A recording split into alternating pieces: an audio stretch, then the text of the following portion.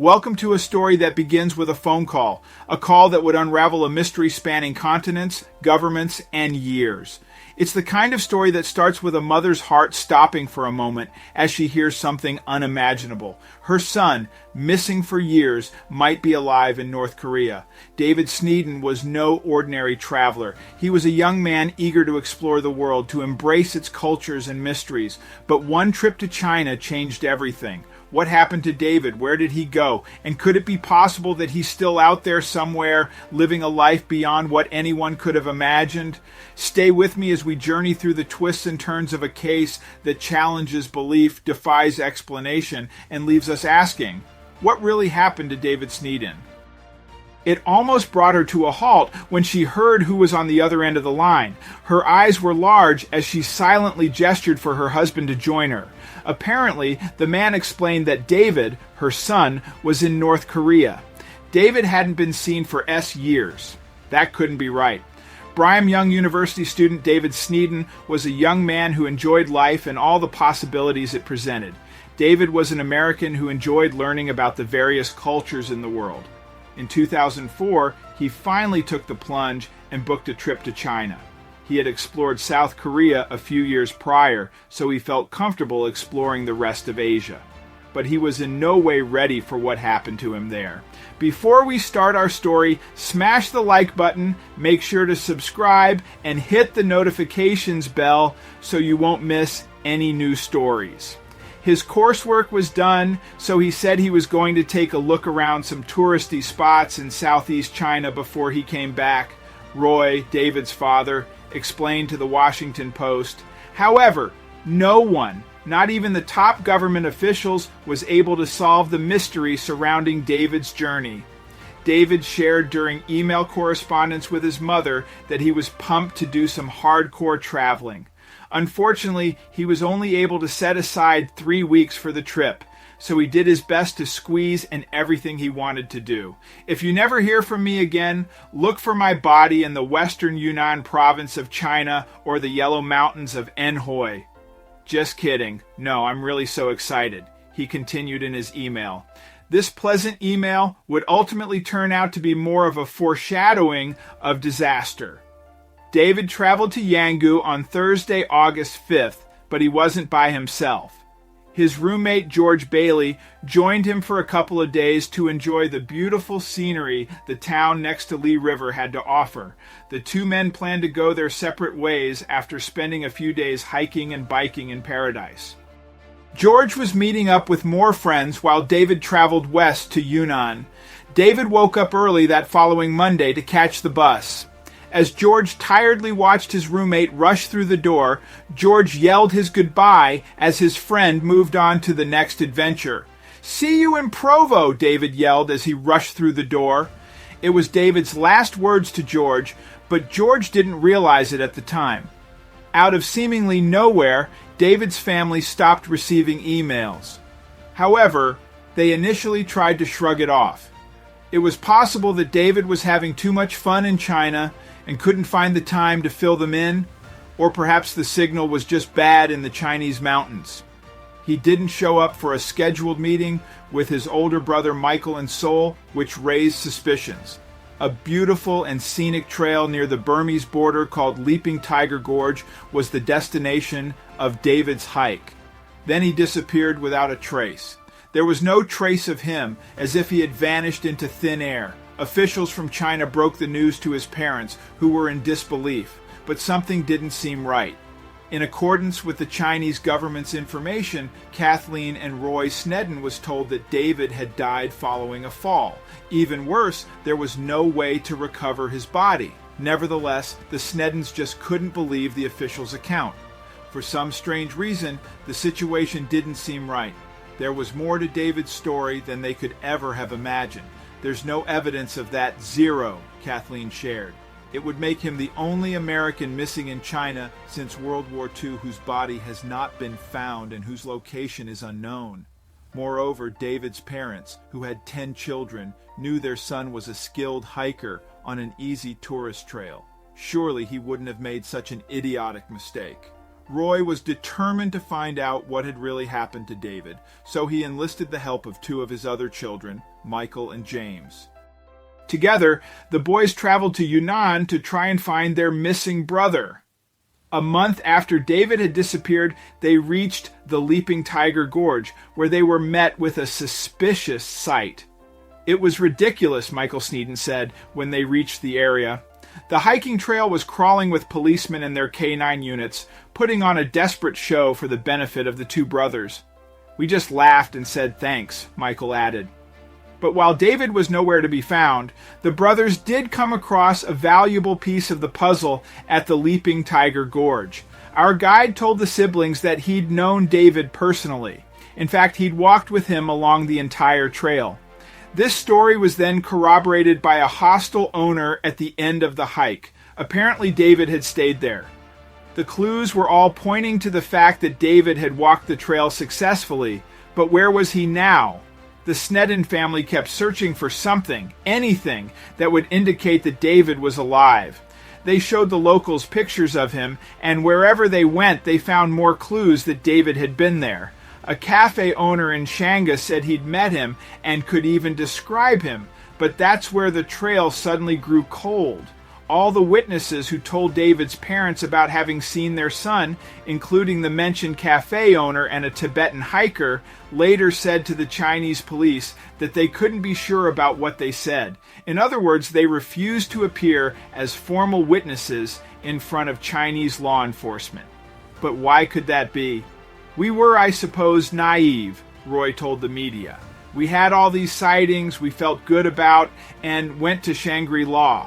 We said, hey, we have all this information they haven't shared with the police. It became evident they weren't going to do anything. The Korean cafe was about 100 meters from a police station. All they had to do was walk down the street, and they didn't do it for 6 months. The Chinese police are not incompetent." But that's not all. Kathleen, David's mother, went even further. She said that those witnesses were terrified of what might happen to them if they spoke about the issue. It became clear that David's parents couldn't count on the Chinese government to help them find their son. However, they weren't willing to give up. But what could they do now? Roy got the U.S. State Department involved, but as far as the department was concerned, David had met his end in the gorge. They believed what the Chinese government told them. Roy and Kathleen's hands were tied. It was only in 2011, 7 years after David's disappearance, that they got a bizarre call. The man on the end of the line was Richard Kraft, an expert on North Korea and a formidable attorney. He told Kathleen that all the details about David's disappearance, in his experience, pointed to North Korea. He'd been studying the pattern of typical North Korean government kidnappings, and all the clues fit. Kathleen couldn't believe what she was hearing. The North Korean government has a history of kidnapping foreign nationals who venture into areas near its borders. The Japanese government is particularly concerned with this. It has been happening since the 70s. Most of the people abducted by the North Korean government are yet to be found. Nothing is known about their whereabouts or even about whether they're dead or alive. Many Japanese citizens disappeared during the 1970s and 1980s, and the government of Japan has so far identified 7 East Mapes-Kita citizens as victims of kidnapping. 5 of them returned home in 2002, but nothing has been heard from any other abductee. Among the missing Japanese citizens is Megumi Takuya, a 13-year-old girl who disappeared in 1977 and was allegedly enslaved as a language teacher for a high-ranking North Korean official. Most of these Japanese citizens were kidnapped and forced to teach North Korean officials about the Japanese language and culture, or had their identities stolen so agents could masquerade as Japanese for espionage aimed mainly at South Korea. So what had really happened to David, and where was he now? Could he have been abducted by the North Korean government? Melanie commented through the evidence, and everything made perfect sense. We know that North Korean operatives were active in that region, Yunnan, around the same time David was there with China's full permission, she said in a shocking statement. But that wasn't all there was to it. She had even more evidence to support her theory. Melanie claimed that Japanese politician Keiji Fora told her it is most probable that a U.S. national has been abducted to North Korea back in 2013.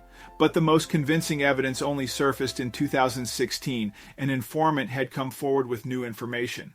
According to a South Korean organization that specialized in North Korean kidnappings, some sources inside Japan made some wild claims about David's whereabouts, namely that he had been kidnapped by North Korean officials and forced to teach Kim Jong-un, the infamous president of North Korea, English. This information was even corroborated by Choi Song, who was the head of the abductees' family union in Seoul. Could these claims possibly be true? Song then went on to provide more information, stating that David had changed his name and now went by Yun Bang-soo, and that he had also married a woman named Kim Wai-hai. Could that be why nobody could track David down? Had David gone native in North Korea? This is what David's mother said about this possibility after a conversation with Song. It should be emphasized that that is part of the North Korean plan, Kathleen said. If North Korea captures you, they're going to give you a wife. You have children, so you settle down and like it there, and you enjoy it, and give them your best. We in our hearts think he's alive. We think he's probably teaching English. That's the most likely thing to use him for. There was one problem with this theory, though. Sun Yong's information came with a caveat. He was only about 50% certain that the information was reliable. To us, the ideas are not new, Roy Snedden said. We have no proof that it's reliable, to be honest, said David's mother. So it wasn't like they could trust 100% what Song said. Despite all the coincidences in North Korea's history, it was just a hypothesis until new evidence surfaced. So David's parents couldn't afford to get their hopes up just to discover that none of the information about their son was true. It was just another possibility, but they had to wait for more evidence. And besides the unreliability of the information, there was something else that complicated the issue further. It was something that involved the Japanese government. Some officials in Washington believed that the Japanese government had an ulterior motive when it came to David, the missing U.S. citizen. They believed that Seoul's abductee family union was only raising suspicions about kidnapped Americans and drawing attention to David's story so that the United States would intervene and help abducted Japanese citizens in the process. The U.S. State Department then said that all the evidence that had been uncovered in David's case was purely circumstantial and not conducive to any definite, certain conclusion. The U.S. State Department said there was no credible information to substantiate the idea that he has been abducted. So in the meantime, until there was more information, David's parents were left in the dark. What could they do now? Now the Snans were stuck with evidence that they felt was convincing enough for them to believe that David's disappearance did indeed have something to do with North Korea. My thought initially, Roy Seaton said, is they, North Koreans, mistook him for someone who was trying to move North Koreans out. Had that been the case, David's fate would have probably been a grim one. The Snans weren't about to give up the search for their missing son, though. They decided to take another step forward and try to get help from the House of Representatives. In June 2017, Utah Senator Mike Lee and Representative Chris Stewart, who had been in contact with the Snans, urged the U.S. president for some definitive answers. But while the Sneddens waited and prayed for a break in the case, they took comfort from wherever they could. If my son has a part in helping North Koreans have a normal life in any way, I would just be thrilled, Kathleen said. But still, day and night, they were tortured by the same thought. Would they ever hear from David again? I want an answer to what happened, says Jenny Sneeden, real David's younger sister. I lost a confidant and a best friend. That longing never goes away. There are moments when I will do something or hear a song that reminds me of Dave, she said. In 2019, State Department spokeswoman Tina Adams spoke about the issue after talking to Japanese, South Korean, and North Korean officers. This is what she said. While we did not receive an official response, the DPRK government publicly denied claims that Mr. Sneeden is living in Pyongyang. she said. In the meantime, David's family is still waiting for any news on the case.